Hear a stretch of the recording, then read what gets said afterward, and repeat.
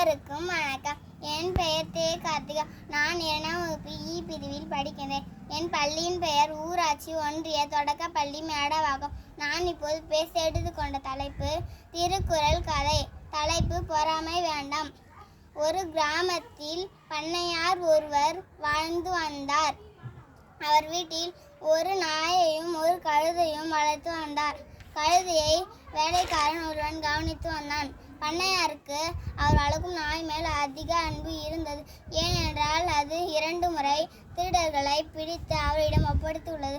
அவர் வெளியே சென்று வீட்டிற்கு வந்தால் தன் வாளை ஆட்டிக்கொண்டே நன்றியை காட்டும். அவர் அமர்ந்திருக்கும் போது உரிமையாக அவர் மடியில் படுத்துக்கொள்ளும். பண்ணையார் அதற்கு இறைச்சி துண்டுகளையும் உயர்ந்த ரக உணவுகளையும் கொடுத்து மிகவும் அன்பாக வைத்திருந்தார். பண்ணையார் வீட்டில் வரும் கழுதை நாய்க்கு மட்டும் இவ்வளவு சலுகைகளை வழங்குகிறாரே என்று பொறாமைப்பட்டது. அந்த சலுகைகளை தானும் ஒரு நாள் பெற வேண்டும் என நினைத்தது. நாய் போல் தானும் ஒரு நாள் பண்ணையார் மடியில் படுக்க வேண்டும் என திட்டம் தீட்டியது. கழுதையின் எண்ணத்தை நாய் புரிந்து கொண்டது. அது கழுதையை பார்த்து, நண்பா, எனக்கு கிடைக்கும் சலுகை கண்டு நீ பொறாமைப்பட. நான் செய்ததை போன்று நீ செய்தால் பண்ணையார் பொறுத்து கொள்ள மாட்டார். உன்னை நன்றாக அடித்து வீட்டை விட்டு துரத்திவிடுவார் என்று அறிவுரை கூறியது நாய்.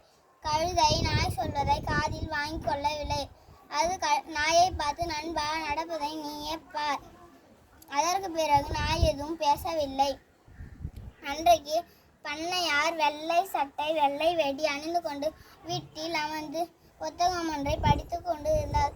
அப்போது கழுதை ஓடி சென்று அவருடைய மடியில் படுத்துவார். பின்னர் பெரும் குரல் எடுத்து கத்தியது. பண்ணையாருக்கு கடும் கோபம் வந்தது. அருகில் இருந்த உருட்டுக்கட்டையை எடுத்து அந்த கழுதையை அடித்துட்டார்.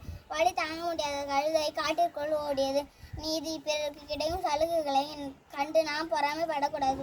அவ்வாறு பொறாமைப்பட்டால் நமக்கு அழிவுதான் உண்டாகும். திருக்குறள் அதிகாரம் 4 35ஆம் குறள்.